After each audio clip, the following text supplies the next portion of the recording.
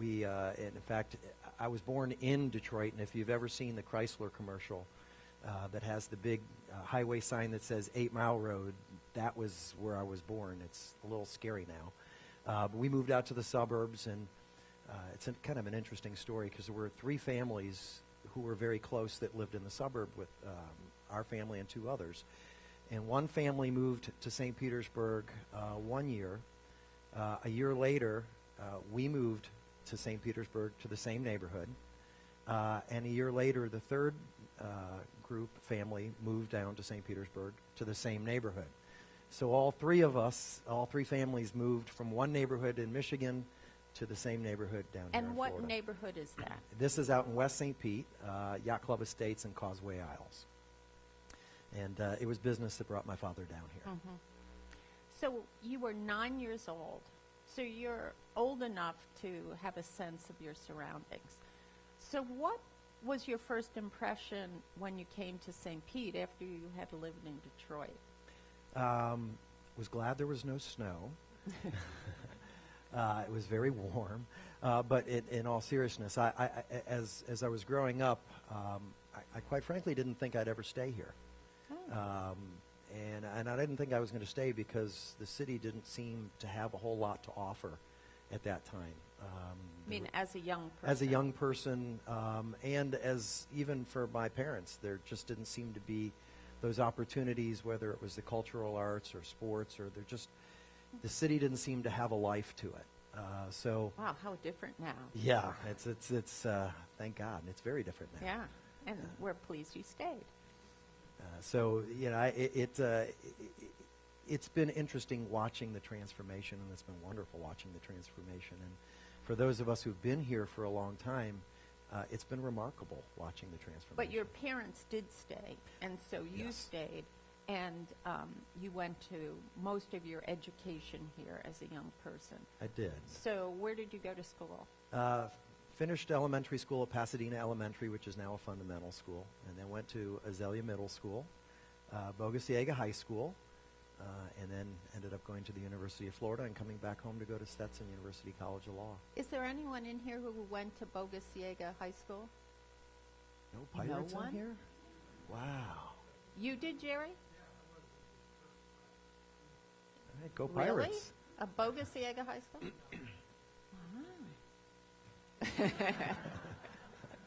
There was no air conditioning back then, was there?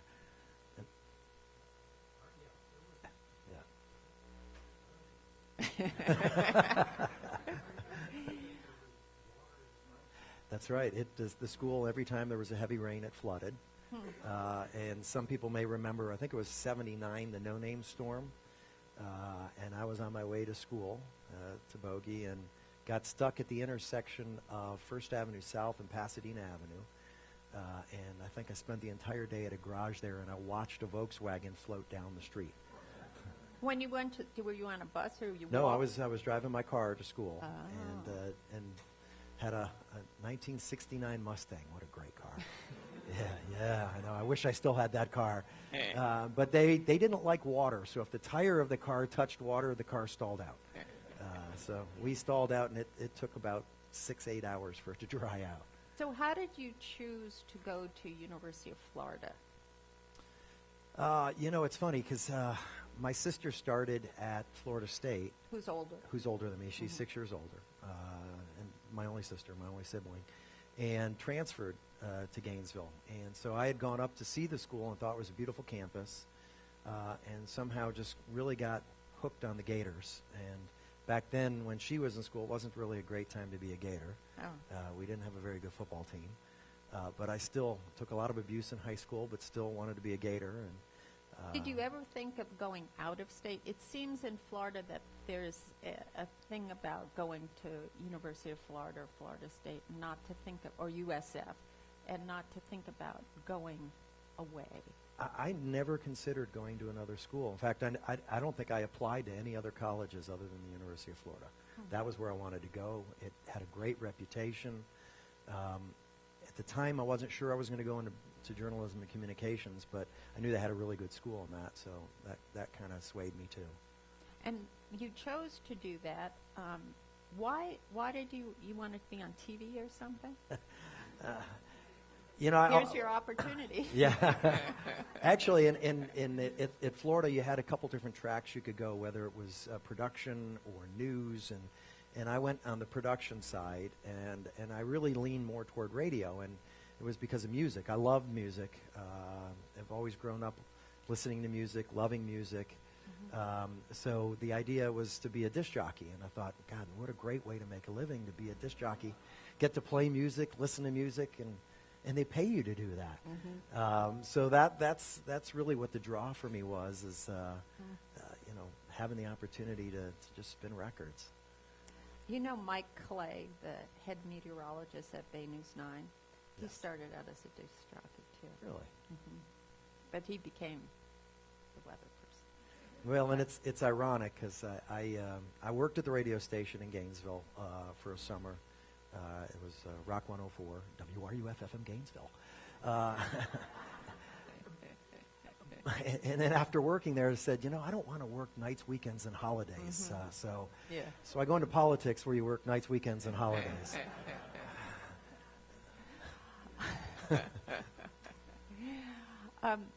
Well, one thing about that is you have a really nice voice, and so I could hear it. The radio seems to, and you have a way of speaking that's very quiet and systematic. And I bet you maybe learned that when you were on the radio.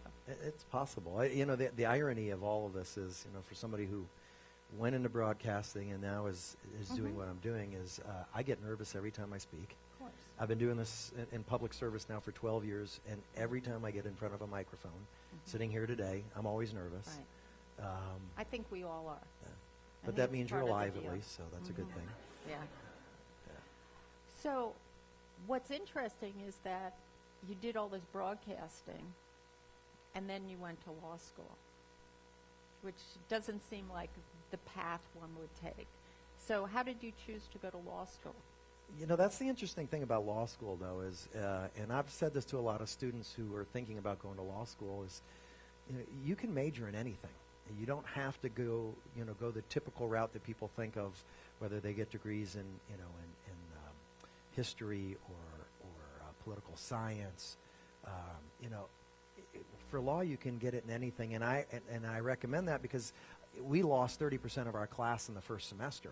So if you had gotten your degree in political science or history, you know, it really limited what your options are. So I always tell kids, do something that you love as a fallback in case law school ends up being not what you want to do. But, you know, my dad always said to me, you know, you seem to want to debate all the time and argue all the time, so you should be a lawyer.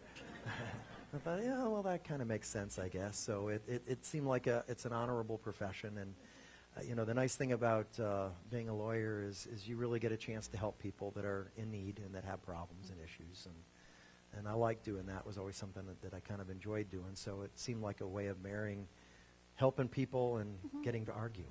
So. But one thing about people in politics, people who hold public office, is a great number of them are lawyers. So I guess being a public servant, holding office, is a job opportunity for lawyers. Interestingly, when I was up in Tallahassee, you know, most people think that the legislature is made up all of lawyers, but it really isn't. The percentage was, I want to say it was somewhere around 30%, which was much smaller than I would have expected too. I do think it's an advantage, though, because, you know, we work, as a lawyer, you work with the law every day, you know, and if you're going to be someone who's involved in making the laws, it helps if you understand the impact of what you're doing. Right. So I think there's a natural connection. And you have to read very complicated documents and contracts, and that you have the ability to do that because you've been trained to look at complicated cases and know how to think through them and what the consequences are. Hopefully. And I say that because, unfortunately, you know, there was a certain segment that I served with who really didn't necessarily do their homework the way, certainly the way I do. I was never comfortable voting on anything that I hadn't read first. and tabbed and highlighted and all those things. So when you finished law school, did you then practice law? Were you in a law firm? I was. I clerked my last 2 years of law school for a firm in town. Right as I was getting ready to... What firm was that? At that time, it was Parker, Bidding, Keene, and Hayes. And right when I was graduating, that firm split up, which unfortunately seems to happen a lot in that business. And a couple of the partners asked me to come go to work with them. So I went to work for them. I worked for them for a couple of years. And that firm split up. I then went to work for another firm in Dunedin, which was a long drive. And after doing that for a year, 45 minutes each way, I kind of got tired of it, had an offer to come back to St. Pete and practice there, and that firm split up. And went to work for another firm, and actually before I went to work for them, I interviewed with a couple different firms, and one of them was with the county attorney in Sarasota, and I'll never forget that attorney looking at my resume and saying, "You must be like the Black Plague. Everywhere you work, they break up." I was going to say that, but I thought I wouldn't.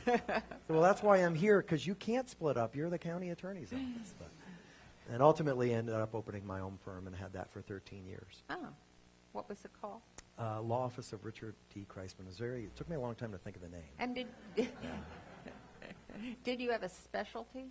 Yes, my focus was on personal injury and representing people who've been injured in accidents. Yeah. So how did you decide to run for office? Oh, it's an interesting story. There's some. And was city council your first thing you ran for? First thing I ran for was city council, but I first got involved in 1986. A high school friend of mine who was... 86. How old were you then? I was 23. Okay. And he was 24. You were... Where were you in? Were you out of school? I was I was still in law school. Right. Okay. He decided he was going to run for the state house. He'd never run for office before. He was going to run against a 5-term incumbent. And since he figured he's never run for office before, why not have somebody manage a campaign who's never done it before? So he asked me to do it. He didn't get elected. He didn't get elected. He ran a very respectable race, but did not win that year. Ran again the next year. I was involved in that campaign. And who is this His person? name is Lars Hafner. Lars Hafner. And do people know him? yeah. And yeah, he's a great guy. He ran in '88. I couldn't manage his campaign because I was now practicing law full time, so I didn't have the time to put in to do that. But I did work on his campaign, and he did win. And he served in the House from '88 to 2000, somewhere around For 12 years. 12 years. Term limits kicked in at that point in time, but somewhere around, and I need to come back to that because there's some really interesting things that kind of play a part. About '92, an organization was formed locally here called the Tampa Bay DLC, which stood for the Democratic Leadership Council. It's kind of a centrist branch of the party who believed in community, opportunity, and responsibility. That was kind of our So then our you're motto. around 33 at that time. Yeah, somewhere around there. And we just talked politics and talked policies. And they kept saying, "You should run for office. You should run for office." I'm like, "No." Who was in this group? Lars Hafner, Tony Collins, Nancy Lohr, Bob Carter, I've heard Nancy Charlie talk Justice, of that group. some of those folks. And then around '99, Lars, they kept hitting me, "You should run, you'd be great. And I finally decided And why to did take they the plunge. think you would be great? Because you like to argue. I think I had been involved in some civic organizations, my temple, and volunteering, and they just thought I'd be a good addition to the city. So I decided to run in '99. I ran against Bob Kirstein, who was the incumbent. In city council. In the city council. Got in late. And were you running on the west side? Yes, it was in District 1. District 1. So we ran a good race. It was a good spirited campaign. Bob won. And shortly after he won, I went and met with him. We had lunch and had a real nice conversation. He's a good guy. So what is may it rest in like peace. when you run a campaign, even though it was your first one, and you lose? Oh, Is it losing horrible? Losing is awful. I was going to use another word. I won't. It's not fun, but it's it's a great experience though, running for office. And for anyone who's ever run for office, it's unlike anything you've ever done before. Has anyone run for office in here? Wow. No. It's- Jerry, have you? It really is an incredible experience. You meet a lot of wonderful people out in the community, and knocking on doors. That's actually the greatest experience of anything, is when you go door to door and knock on people's doors, because you see everything. The greatest stories come from knocking on doors. But here's where the strange coincidences all come in. So Lars Hafner terms out in 2000, so his seat becomes open. And he's in your district? And he's Oh, you're in his I'm district. in his district. So his legislative aide at the time, Charlie Justice, decides to run for his seat. Charlie Justice was his aide. Started out as his aide. And running against Charlie Justice on the Republican ticket was Bob Kirstein, which meant Bob had to resign his seat on city council. I applied for the position, and city council appointed me to fill Bob's seat. And that was in December of 2000. And who was on city council then? Oh, Do you boy. remember? Let's see, this Larry Williams, because Ernest Williams was also appointed at that time. B. Griswold, I think Kathleen Ford, And who was mayor? David Fisher. David Fisher. So I served actually So the this last is 3 months. before I lived here, so this is not my history. So I get appointed in 2000. I had to run again on March of 2001 Oh. to fill the balance of Bob's term. So I ran again and was successful. But And who ran against you? ooh, boy. Someone from your district. Someone from my district, yes. Now I think I won by 76 or 78% of the vote. But Oh, really? yeah. That's well done. but it's interesting, and I say the coincidence comes in because I ended up getting appointed to the seat because ultimately my friend Lars turned out. It gets a little stranger, if I may continue. Yes, So absolutely. He in- was your campaign manager. and he did help me a lot, actually, and did help me out in '99. And in 2006, I had been serving in council for that point in time. Charlie Justice decided to run for the state senate, so the House seat came open, the House seat that had been held by Lars Hafner. I ran for that House seat, and I won. So I ultimately ended up serving in the same seat that I was a campaign manager for in 1986. So it's kind of strange. So things have a weird way of coming back around. Yeah. So, what was it like being on city council? So they convince you to run, you lose, then you're appointed. You're supposed to win anyway, and then you run again and you win. Now, was it wonderful? It's the greatest full-time, part-time job. It is. It's a part-time job, so I still was continuing to keep my law practice. But it is But really, if you do it right, can't do anything it's else. very difficult. And I like to read everything before I came to the meetings. I like to be prepared. I tried to represent my district and really pay attention to what was happening in my district, but also, looked at the community as a whole in every issue that came in front of us and what was the impact it was going to have on the city. But it was wonderful. I mean, this is where you get things done, is on the local level. So, I went to my dentist this morning, and he lives on the west side. So I asked him about being on the west side, and did he feel neglected? Because that's something we hear a lot. His downtown gets all the attention and all the money in the west side. And I know that you represented the west side.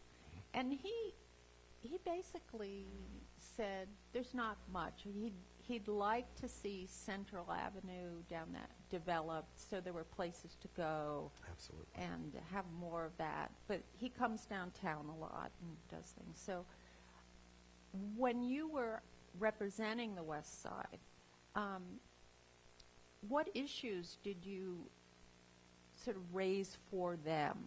Because I have to say, I live more or less downtown. I live in the Boatyards, which is close enough.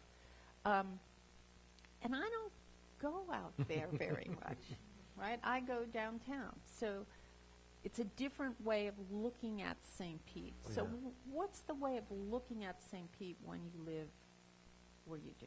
Well, first off, we used to consider ourselves the Wild Wild West out in West St. Pete. Oh, I see. And it was. For years and years, there was always a feeling in West St. Pete like we were ignored. And if you talk to people in West St. Pete, that's the way they felt, and typically that's the way they voted. If you look at the elections for mayors, West St. Pete tended to always vote for the mayor who didn't come from the downtown area because they felt like everything happened in downtown and we were ignored.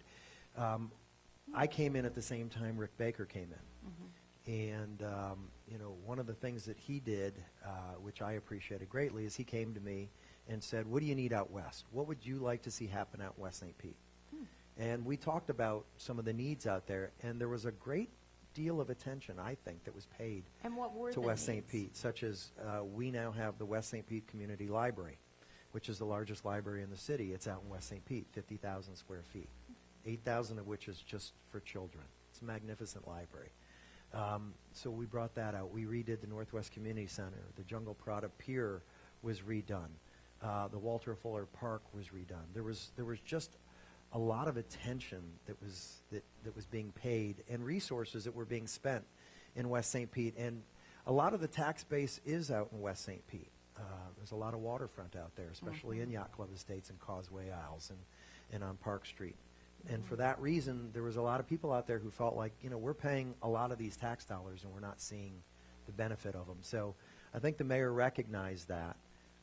And together we were able to really accomplish a lot out there. And I think that's part of the reason why I don't hear the grumblings out there like we used to hear.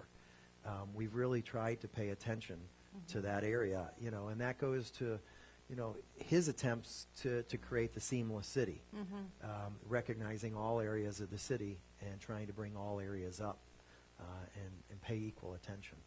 Well, I think that's really important, and I know as mayor, you're paying a lot of attention to the south side, which is an area in St. Pete that feels like it gets ignored. It doesn't get the money that other places get. So it's a nice way for you who had that experience of feeling like you're far out to now be mayor and understand those issues. And there's been for longtime residents, there's been a historical barriers or boundaries, I think, that have existed. West St. Pete's always felt neglected. If you went to school in a South Pinellas County school, you always felt like North Pinellas schools got all the money and all the resources. And if you lived out in West St. Pete, you never crossed 34th Street. And if you lived in the east side of town, you never went west across 34th Street. And both sides never crossed Central Avenue. Right. And headed south. So those are all boundaries that, are starting to break, but we have to do a much better job of breaking all those boundaries down, because we're really blessed when you think about it, especially if you live in any other community. You can get from West St. Pete to downtown in 10 minutes. Absolutely. It isn't half an hour or an hour drive, which it is in a lot of other communities. So, those boundaries need to go away. And I think it's our job to do that. What's also interesting is that this notion of making one St. Pete, but yet we're a city of neighborhoods. And the neighborhoods do have distinctive characteristics. Absolutely. So, how to make one city with many different little characteristics. And that's what makes a city interesting. I mean, New York City really is that. It's a city of Absolutely. neighborhoods. Just bigger and a little more developed, but Well, and it's actually, it was one of the things I talked a lot about during the campaign is, You go to other communities, whether it's New York or Seattle or Boston or, and it's one community, but there are individual districts or neighborhoods, and those cities really celebrate those neighborhoods and those districts. And when you get a map, for example, if you're staying at a hotel, you don't just get a map for the downtown core. You get a map that talks about the whole city, and it tells you that out in West St. Pete, you've got the retail district. And that's where it's all based. Or if you're in Midtown, you can go to the Woodson Museum. Mm-hmm. So it talks about those things, and we haven't done a real good job of that in St. Pete yet. And one of the things, though, in New York that distinguishes neighborhoods is the food, True. right? Let's go to Chinatown. Let's go to Little Italy. Let's go to the West Side. Let's go to, like, Times Square and get a hot dog. You go to these different districts, and it would be really interesting if St. Pete could develop some of that diversity in food and shops. And well, I think you're going to start to see that, because I think it's starting to happen now. As this community progresses, and we start building, and more and more people learn about us, because quite frankly, I don't think we've done as good a job about telling people about us as we need to. I mean, this is an incredibly wonderful city. It sure is. And we need to start bragging about ourselves. And I don't think we've done that. And well, the New York Times is bragging. They have, and it's great. But we're number 48 to visit. It is, but overall we haven't done as good a job of that. And for too long we've acted like we're a second-class citizen to Tampa, and we need to stop doing that. There's no reason for that. I love my friend across the bay, Bob Buckhorn, but we're a better city than Tampa. I think one of the reasons for that is one wonders what the identity of St. Pete is. And I think that one of the things that's been happening is that there's been a move to think of the identity of St. Pete as an art town, which is a way of selling the city. And certainly the Dalí brings in a lot of people to this city. But to think of a much broader umbrella. And that's one way of looking at this city. Another way, and we had Larry Lambrake from SRI, and Jonathan Ellen is that whole, and USF, this whole research corridor. Yes. And of course, we can always have, like at USF in Tampa, an institute for research and art. And that's an interesting thing to do in St. Pete. But there's a sense of really now, a sense of developing an identity with some depth. And once you have that, then you have a way of talking and selling our city. Absolutely. So my question to you is, and it of course behooves me to ask this because we're in the Dalí Museum, is how do you see the city and its relationship to the arts? And I say this in all due respect to my friends with the Tampa Bay Rays, and I love the Tampa Bay Rays. Let me be very clear, I want them to stay here. But having said that, the Renaissance in St. Petersburg is a direct result of the arts. That's why this city is flourishing. That's why businesses are coming here. It's because of the arts and culture and the diversity of this community. And it's perfectly fitting for us to have this conversation here at the Dalí, because the Dalí helped spur this. Absolutely. And I don't think we'd be the community that we are today if we didn't have the Dalí, if we didn't have the Museum of Fine Arts, if we didn't have Chihuly. And I think, is Kent here? Yeah, the director of the MFA is here, and that's an important part of the city. And that's part of the changing dynamic that we see now in economic development. It used to be that, cities went out and they tried to recruit the big 500 to 1,000 employee business, bring them to your community, give them all kinds of tax incentives and hope they stay. But typically some other city would do the same thing 5 to 7 years and they'd be gone. Now it's a matter of quality of life, attracting businesses to your community and creating the startups that grow here and stay here because of the quality of life. And it's more sustainable when you're developing them and growing them here. And they're going to want to stay here because this is a wonderful city. Because they can, on the weekend, they can spend one day at the Dali and the next at the Museum of Fine Arts. You know, and they can do that, and they can bring their relatives and friends here. So that's the changing dynamic, I think, that we're seeing that's attracting people to this community. And my feeling has always been, if we get them to visit, they're going to want to stay because it's a wonderful place and it's got wonderful people. You know, one of the things about making a city a real arts city is, one, the arts institutions. But without really good artists living here, I mean, if you think about New York City, you think about the museums, but what you think about are all the artists that live in the city and have developed neighborhoods. And that's a real important thing here, is supporting artists, bringing in not only young artists, but midlife artists who are, or older artists who are already developed and have that wide range. Think about bringing in a significant art college and bringing in faculty. So there's all these ways to build an art city. Absolutely. And the way that the Dalí is partnering with USF, and we see all of this crossover that makes the depth of the arts here. Yeah, and it's got to be more than just museums.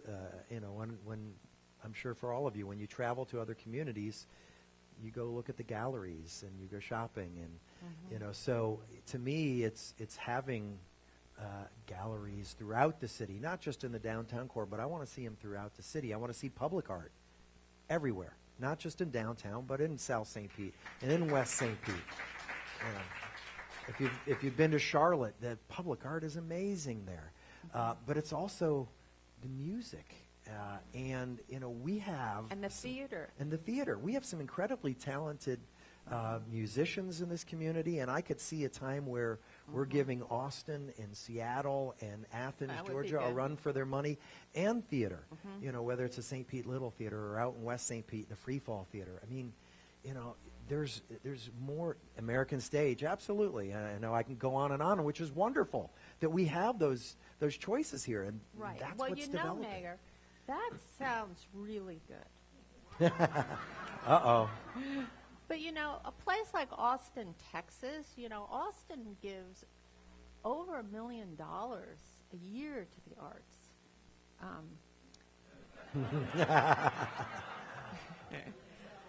And, you know, St. Pete, you know, I think maybe 100,000. I think actually Austin gives a lot more than $1 million every year. So, I mean, that... It's frustrating.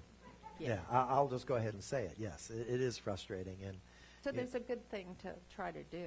It is. And, I mean, I've inherited the budget that was passed in October, you know, and we're certainly looking at it. But, yeah, there needs to be that partnership between the city and the arts community. And, you know, it's an investment.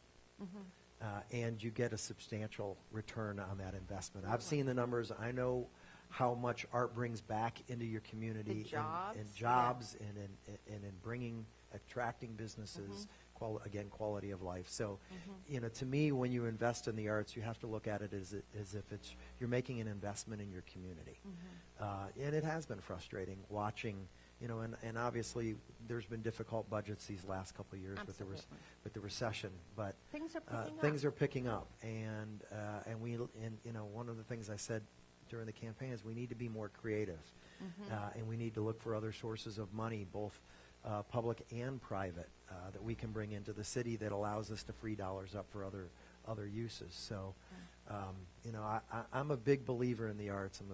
You know, when I was on council, I served on public arts and arts advisory, pretty much my entire time on council. So, it's always been something I've felt strongly about, and I still do.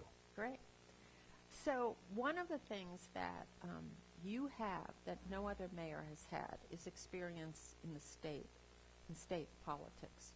And so to do any of these things, you have to communicate with what's going on in the state. I mean, you do get dollars from them, and the city thrives from that. So what happens up there? You really want me to tell you? They say you don't want to see how the sausage is made. It's very true, believe me. It is kind of fascinating when you think about it, and at St. Pete's history, we've never elected before me a mayor who had experience beyond city council. I'm the first one who's ever had any elected experience And you have beyond to go that. to Tallahassee and You talk do. and lobby for things. And You absolutely do. It's the nature of the beast. Whether we like the system or we don't like it, it's what you have to do. And we live in a world today that's about relationships. So you have to have relationships, and you have to be able to work those relationships. And even though I fought vigorously against things up in Tallahassee, I still have relationships with folks that were on the other side of the aisle from me. And they know I'm going to be coming up there, and I'm going to be asking for things for this community.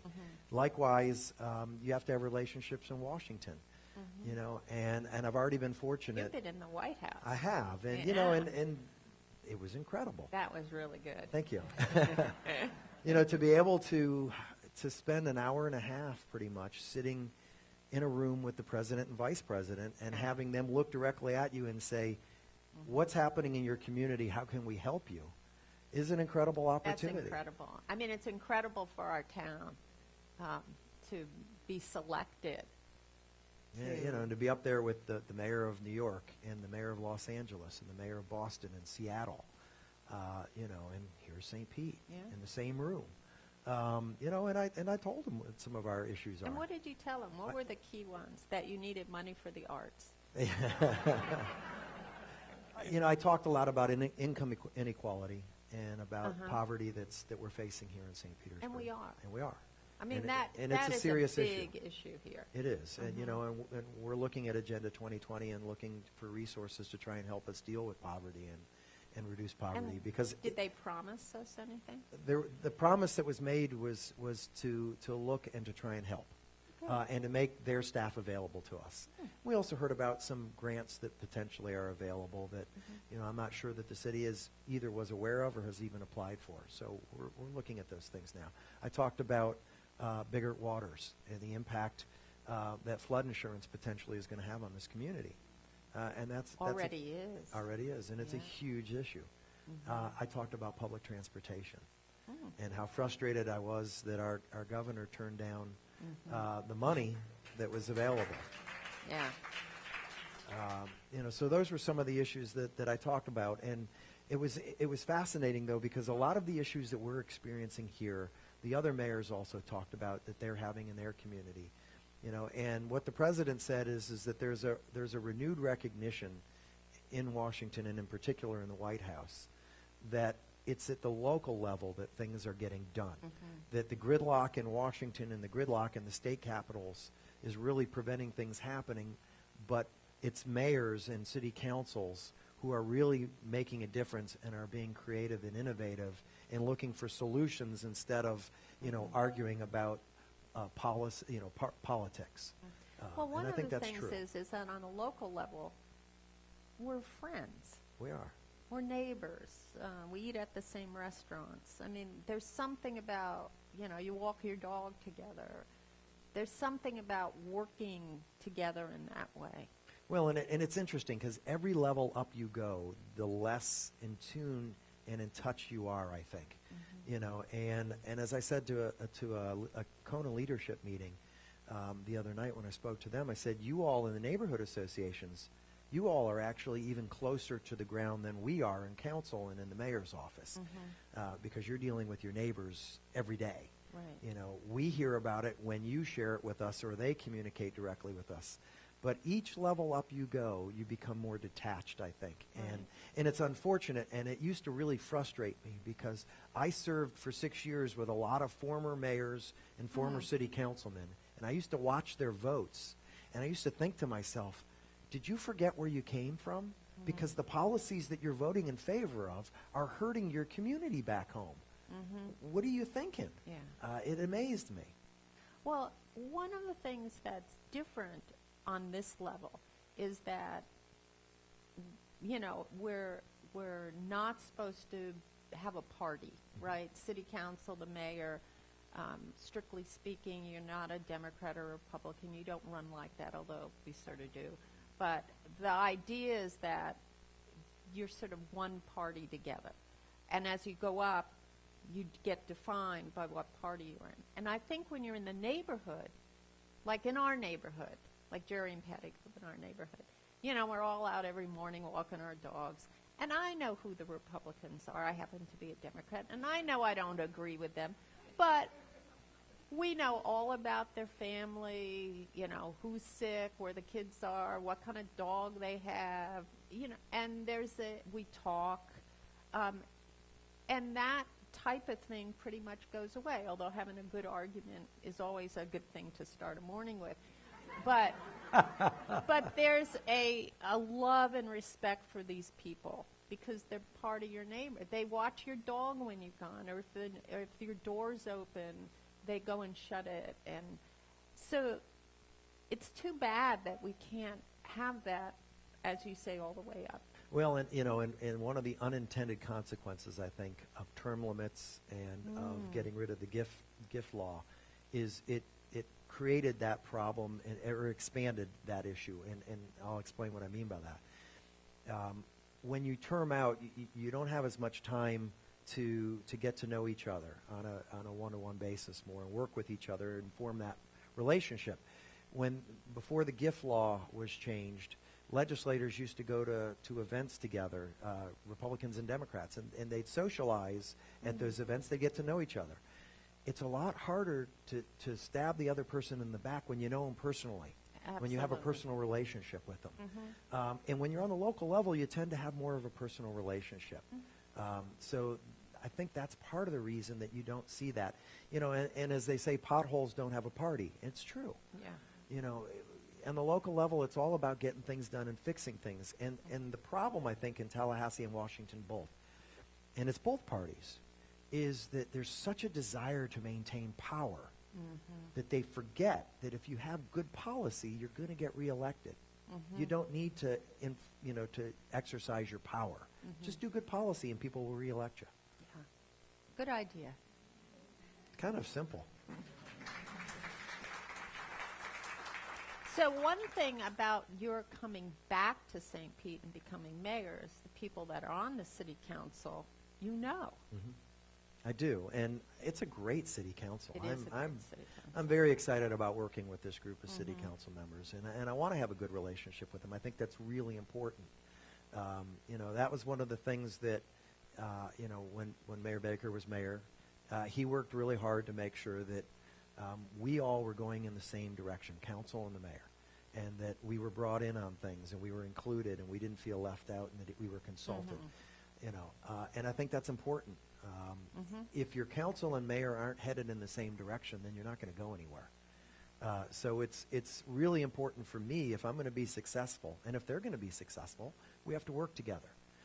And we have to be willing to share ideas and share the credit. And again, that's another thing is, you know, good ideas, you get reelected. It doesn't matter who has the good ideas. We all win when there's a good idea. So if a council member comes to me and says, hey, I have this idea, if it's a great idea, good, let's do it. I don't care if you get the credit. It's a great idea. And guess what? I'm going to look good too. Yeah. And we all win. So so as mayor, you have you have your staff, you have the city council and all the people that work. But the other partner you have is the newspaper. And one of the things that Bob and I read the newspaper every morning. We're like addicts about newspapers. The Tampa Bay Times will be happy to hear that. Yes. And so, but one thing that was really interesting is while you were running for mayor, you could do no wrong.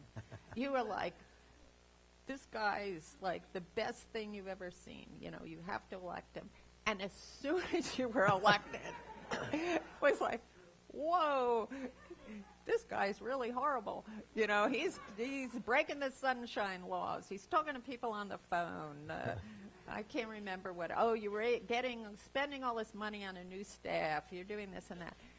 And what's interesting is that has a lot of input.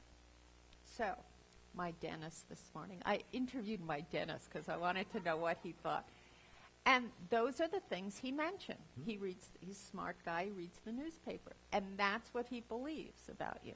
And we've talked about it, so I know some of the nuances. But when you're in public office, and newspapers have to sell,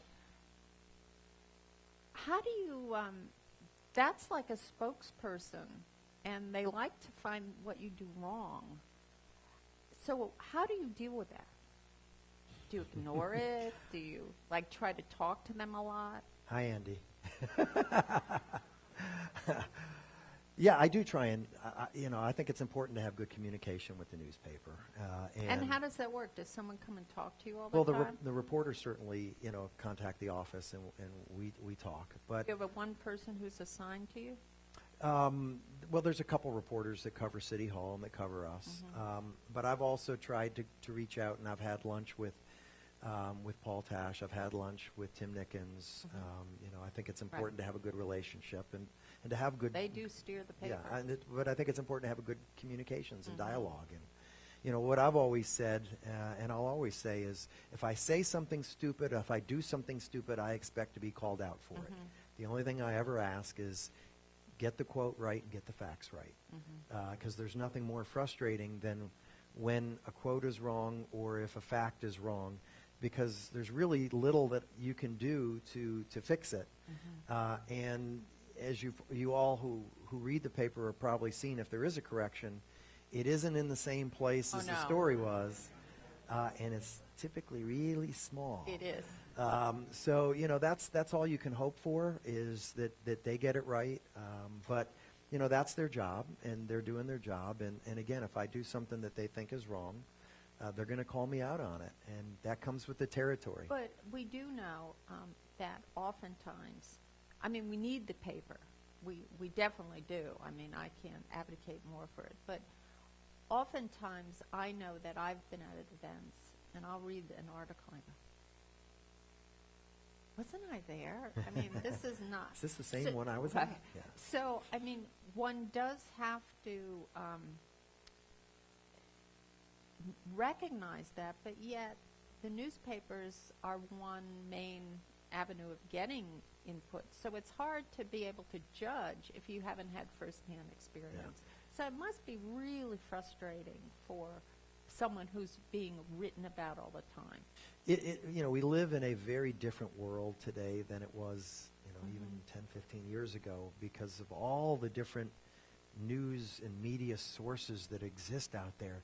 And you never know really if the information you're getting is really true and accurate. You hope it is. And everybody has different sources that they trust, whether it's the Tampa Bay Times, or if whether it's MSNBC or Fox News or CNN, or who's putting a spin on what.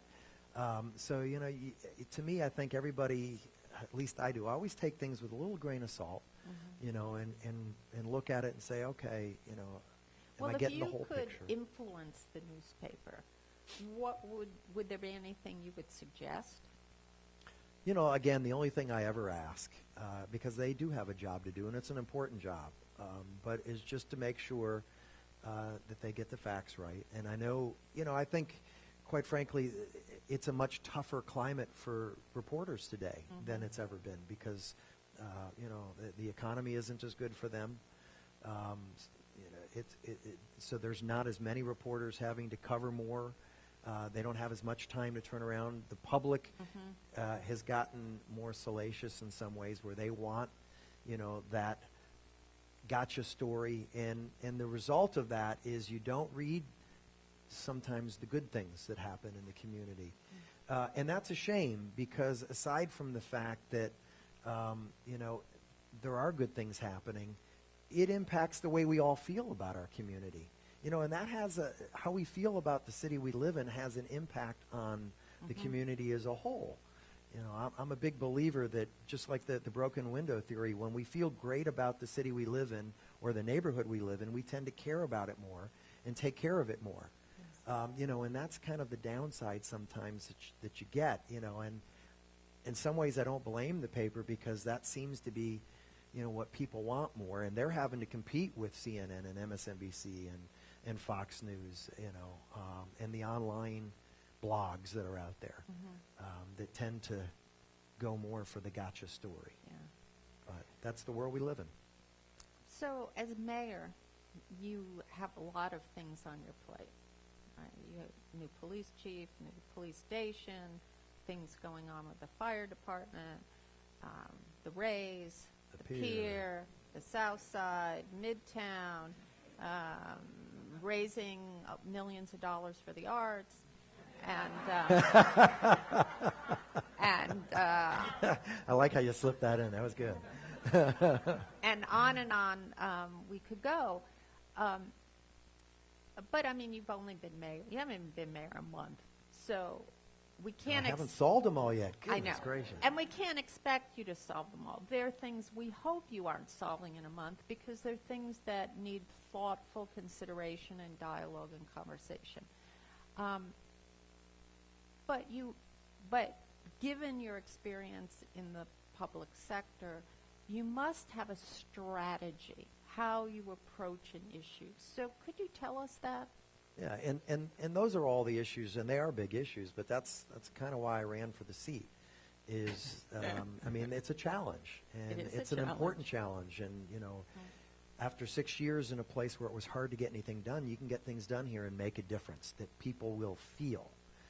And to me, that's what's really exciting. So, yeah, I do have a strategy, and one of the things I think that's really important is you have to have a vision of where you want to take the city, and that vision and that direction has to be based on a set of core values.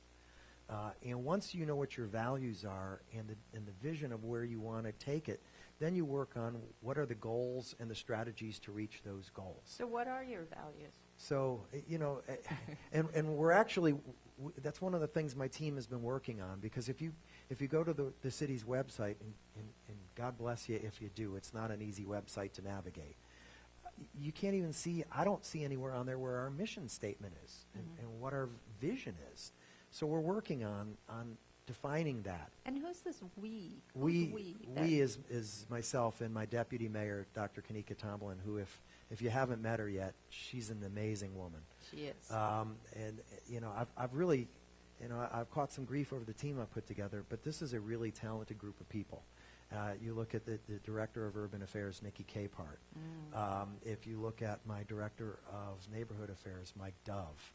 And my director of communications, Ben Kirby, and my legislative education and intergovernmental affairs director, Sally Everett. Small business liaison, Jessica Eilerman. My chief of staff, Kevin King. The Mayor's Action Center is David Flintham. All of these people, in addition to Mike Connors, who today was formally named, even though we had previously named him, but we said it in the press conference, the director of sustainability and green initiatives. Which is important. And all those people, we've brought them all together to talk about a vision for moving the city forward, and what is that vision based on? What's our values? So if you envision a tree, to me the values are the roots of that tree. They guide you in everything you do, whether it's integrity and it's compassion, values like that you need to take in honesty and accountability. These are all core values that I think that we need to set, and then start talking about what is it we want to accomplish in moving the city forward, and then what are our goals and our strategies to do that, and whether it's quality of life or economic development or education, public safety, all things that are really the arts, which is to me is in quality of life, because really that's what defines our quality of life here to a large degree. So one of the things that you are doing differently here, and other cities do, is you do have this core staff that you're working with. So it seems as though your method is different. So you work with a team, and why do you do that? Why aren't you the lone person? Well, first off, I've always said, I said during the campaign, and I feel this way, we're the fourth largest city in the state. We should be run like the fourth largest city in the state. And I don't have all the solutions, and I don't have all the great ideas. So, to me, the best leaders surround themselves with people who are smarter than they are. And that's what I tried to do, is surround myself with a team of really bright, talented people who care about the city and want to do a great job for the city, who have great ideas. And it's been really fun when I've met with them one-on-one to talk about, for your department, what do you want to do? And they come in, they're already prepared. They've got a list of things they want to attack, and they're all things that I would have said to them, I want you to do. But they already were thinking about them. So we're already thinking about the same things, and our thought processes of where we want to take the city are kind of going in the same direction already. So I think it's important to have that group around you. And I'm not a micromanager. That's not my style. My style has always been one of hiring good people, empowering them to do their job, and letting them do it. Now you still keep an eye on and make sure they're doing it right. And I've told everyone, do your job, but do it well, because I'm going to hold you accountable for it. But that's my style. Now everybody has different styles. Mayor Baker's style was a little different than mine. Mayor Foster's was different than both of ours. And that's what we each bring to the position. So you're our mayor, but you also have a family. Yes. So how do you do that? It's a wise person said to me, and I thought it made a lot of sense. They said, your city is going to have a lot of mayors, but your family only has one you. So you can't ever lose sight of the fact that you have a family. And it's easy to do that in this job because you care so much. And I look in the mirror every day and I want to know that I'm doing the best I can for this city. But I love my family deeply. My wife and I have been married for 21 years. My daughter is 16, my son is 11. And they gave up a lot in 12 years. But they're happy to have me home. When I was in the legislature, it was a huge time commitment, and I don't think people really realize how much time you're away from your family. It's all of March and April, and occasionally get home on weekends. It's 3 weeks in February, 2 weeks in January, a week in December, a week in November, and a week in October. Plus, your time that you're meeting and going to different events. And the last year I was in the legislature, actually, when I decided not to run for re-election, my kids, for the first time, said to me, "Daddy, do you have to go?" And that's tough to hear, so this is a lot nicer. It's a lot nicer to be home with them, to be able to see them in the mornings, to see them at night, to go to and play golf with my son, who's an avid golfer. Do they give you advice? Oh yeah, all the time, especially my son. He's kind of the political junkie. So what's his biggest tip to you? Don't say something stupid. Yeah, children remind you of that, don't they? Oh, yeah. Well, he's great because he campaigned a lot with me. My wife and daughter did, too, but she does Irish step dance. My daughter does. So a lot of times I was knocking on doors. She was at dance class in Tampa. So he would go knock on doors with me. And early in the process, we were out getting petitions signed. And I talked to somebody and asked them questions. And if I didn't ask them, by the way, would you be willing to sign this petition? I'd get a, Dad, you didn't ask them to sign the petition. But it was great for them. It's because they get to see firsthand what's happening in the city, and I don't think we can start early enough with our kids, teaching them about community service, about giving back to your community. And our civics, and being how involved. It all runs. Yeah, absolutely. What are their names? Jordan is my daughter, and my son is Samuel. And your wife's name? Carrie. And she's a graduate of St. Pete High, and my daughter is now their third generation, so that's kind of cool. So yeah, they're great kids. I'm a very blessed man. You are. So I think I'm going to open it up for questions. So there's going to be people who have microphones.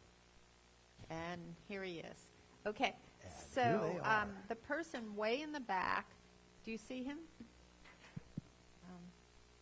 Would you please say your name? My name's Michael Bandera. That's your name, yes. And do you live in St. Pete? Yeah, I live in South St. Pete. Okay. And I've heard the city brag about being a green city, yet very few of my neighbors opted in for the recycling curbside. When are we making that mandatory? Yeah, and good question. Thank you, Michael. I'm supposed to have a report sometime within the next 2 to 3 weeks on universal curbside recycling. It's something that I talked about a lot during the campaign. It's something that I feel strongly about, and it's something that I want to see the city do. I think if we're going to be a green city, I don't know. I think it's embarrassing to say we're a green city and not have universal curbside recycling. I'd like to see it be single stream because I think it makes it easier. And anything we can do to make it easier, I think people are more likely to do it. But, you know, it's fascinating. If you go to other communities, and we took a trip a couple years ago to Portland, and, you know. Who's we? My family. It was my first, no, it wasn't spring break. It was in the summer. My first spring break was this last year because session was always in March. But in Portland, not only do they have curbside recycling, but on the corners, they have recycling bins, they have garbage bins, and they have compost bins. And the restaurants are all composting. You know, how cool is that? Yes. It's something that we ought to be, striving to reach and get to. So, Now, I understand that you have a greenhouse. I do. So could you tell us how you chose that and what Yes. makes it a greenhouse? Yeah, I served for 3 years when I was in Tallahassee on the Committee on Energy and Utilities, and actually was the ranking Democrat on that committee, and was removed from the committee because I said some things about energy policy, I guess, and in particular oil drilling, that I don't think the guys on the other side liked too much. So I was taken off. But we had a house fire in 2008, and our house burned down. And as horrible as that was, you try and look at things, horrible things, as opportunities. So we looked at it as an opportunity, if we were going to have to rebuild, to try and build green. So we did. Our house is LEED certified. Is it all solar? It's not as much solar as I wish we had. We had a limited amount of money through insurance proceeds, so we did as much as we could do, and we did get silver. I actually thought we were going to get gold, and still disappointed we didn't get gold. What does that mean? It's different levels that you reach, with platinum being the highest level. And there's different things that you have to do and points that you get for reaching different levels. But we have things, for example, we have solar hot water in our attic.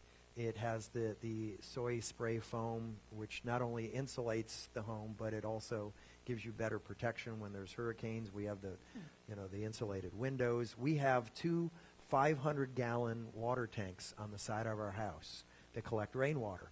And we use that rainwater to flush our toilets and for our laundry, because we already had reclaimed water, so we didn't want to use it for irrigation purposes. But we also use that water to refill our pool. And we were the first house in the city to do that. So we had to work, our contractor had to work with the city, who I will say, Rick Dunn was fantastic. The city was wonderful to work with because it had never been done before in the city of St. Petersburg. So we did things like that and ultimately reached a certain point level to be LEED certified. And, I felt like if I'm going to talk about it, I need to live it. Well, connected with the recycling, it'd be really wonderful if the city could institute programs to help people get solar. I know Berkeley, California did that. They gave people help to pay people, and then people paid them back over a long time. Yeah, and that is one of the things that I want to work with our local lenders to see if we can put programs like that in place, where the loan is paid back using the savings, and it's typically a 5 to 7, 8 year period of time in which it's paid off, and then it's just all savings. That'd be great. But yeah, I think it's an important thing for the community. I'd love to see other. Be so innovative And there's a lot of communities around the country, as you mentioned, that are doing that, and it's something that we should be doing here in St. Petersburg. And we have lots of sun. we do have lots of sun, and it's been one of it's really been one of the things that's frustrated me about our state. The sunshine state, Right. and we are the sunshine city, but we are so far behind when it comes to solar and green initiatives. We're further behind New Jersey. Yeah, we are, and it's embarrassing. You know, I filed a bill when I was in the legislature to create a renewable energy portfolio standard, which never got a hearing and didn't go anywhere. You know, and hopefully that's going to change, I hope. But again, if Tallahassee isn't going to do it, we got to do it locally. Absolutely. Here's a question down here. Will you please, here, Hal, will you state your name, please? Al Friedman, And where do you live? in downtown St. Pete. So I'd never be mayor, I guess. That's right. Just as an aside to follow up on that and then the question, companies like Solar City have a new model where they actually will install and effectively lease the solar installation to you. So you pay back over time as opposed to going to banks. Again, setting it up, there are a lot of things that you talked about, and a couple of them actually kind of lead into other things you didn't. The possibility of Jable moving downtown just east of the Trop site. For example, the fact that Tampa is the sports city, and maybe it would make sense for the Rays to be there and us to be the arts city, which would leave that Trop site for development as a convention center or something just to the west of Jable campus.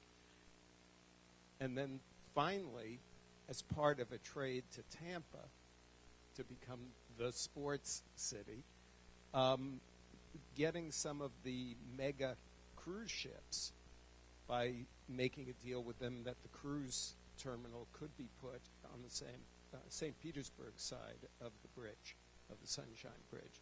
Has there been any work done in that area? I know we heard about it and then never heard about it again. Yeah.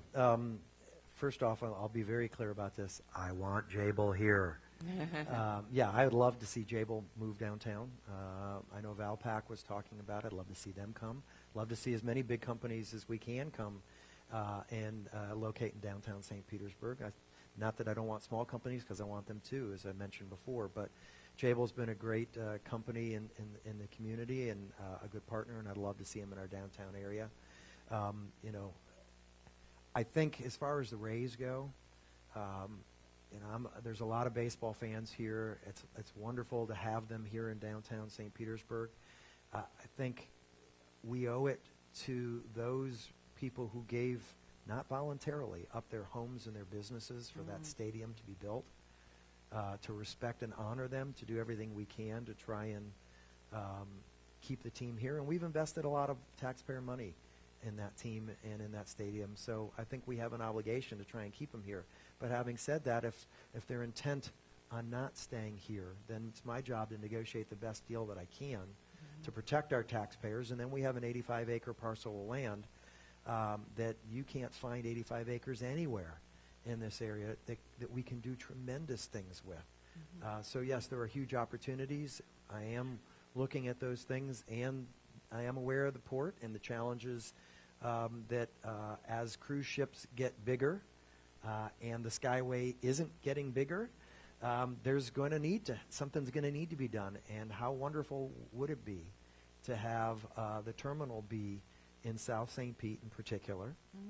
You've got the Skyway Marina District that's been formed out there off of 34th Street.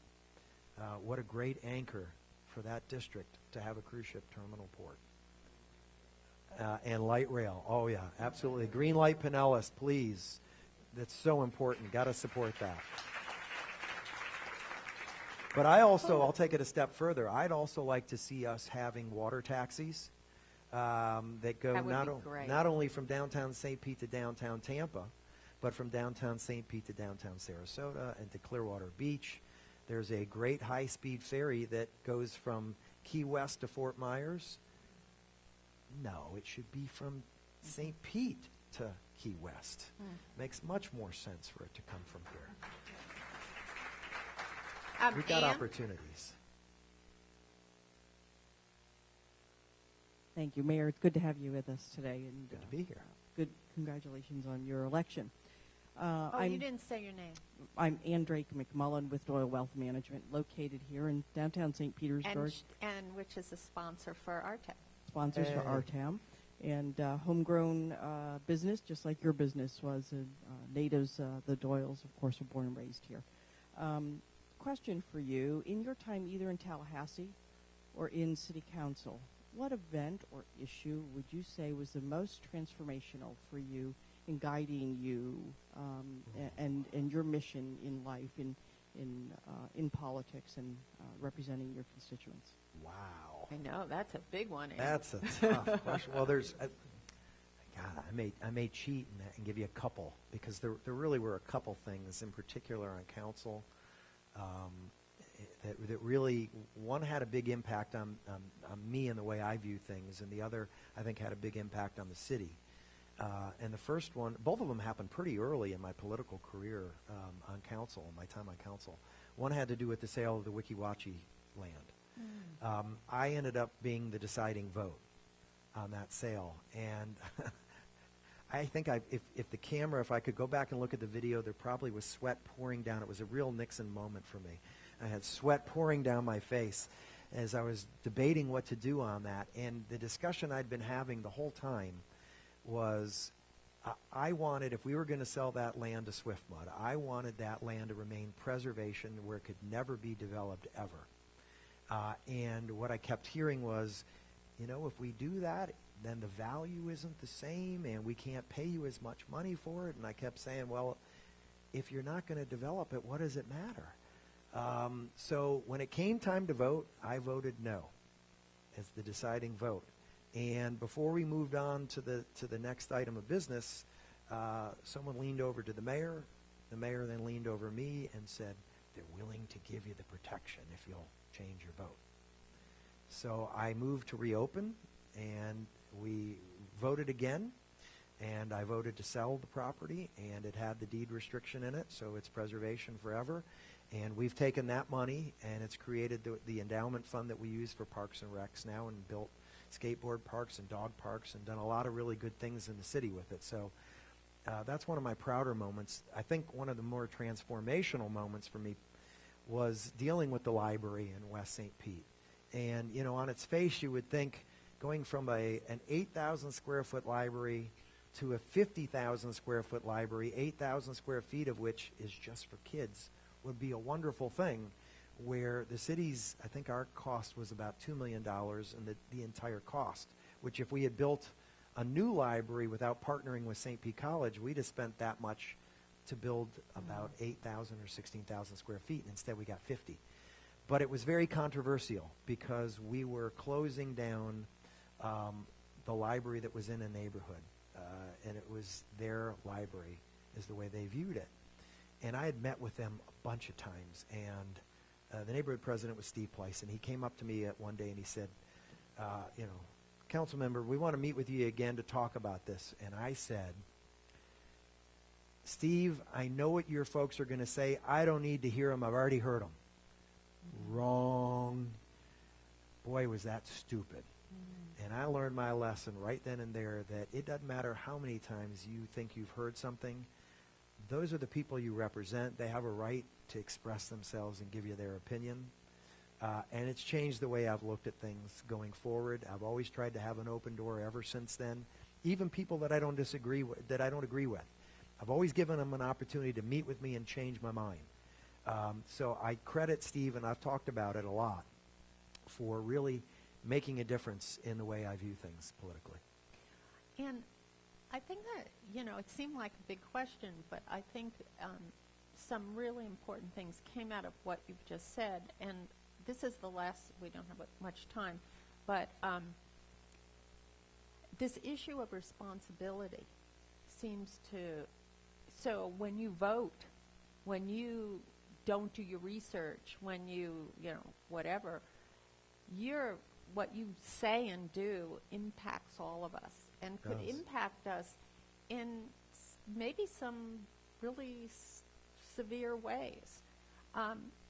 So that's a real, in a sense it's exciting, but it's a burden at the same time. So how do you deal with that real responsibility that you have now, especially that you're mayor? You know, there are times you anguish over Oh, the I bet decision. you do. You know, because if you have a conscience, you want to do the right thing, and I take it very seriously. I always have, because as I say, I want to sleep at night. I want to look in the mirror and like what I see. Although, when I look in the mirror, I don't always like what I see, for different reasons.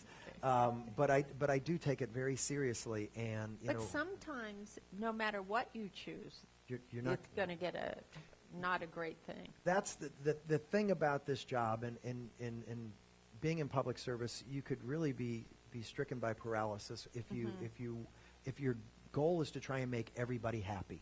You're never going to be able to do that. You have to. To me, if I try and do the right thing, or what I believe is the right thing, then that's all I can do. Where I'm comfortable that if somebody asks me, why did you do that, I can explain it easily. It's like, like you tell your kids, if you lie, the more you lie, the harder it is to remember that lie. Well, when you do the right thing and you do what you think's the right thing, it's very easy to explain why you did it. So that's the way I try and do things. And sometimes, I may make a mistake. I'm human. And people may not like it. And what I've always said is, if you don't like the positions I've taken, then don't vote for me again. And if I don't get reelected, then I don't. But I can be comfortable in knowing that I tried to do the right thing. And that's really all you can do. And I think that's what you have to do. Well, thank you all for coming. And thank you, Mr. Mayor.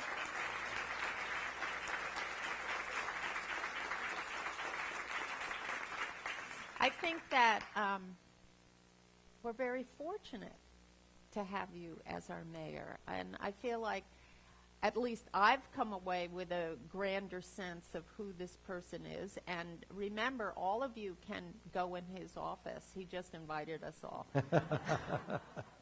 And I am going to invite you to come back next month. And my guest is going to be Beth Morian, who is, of course, the Morian Arts Center is named after her. She's a grand philanthropist in this city. She's connected with Jabal, who may move downtown. So I hope that you will all come back. It's the 27th, the last Thursday of the month, same place in this grand museum. And,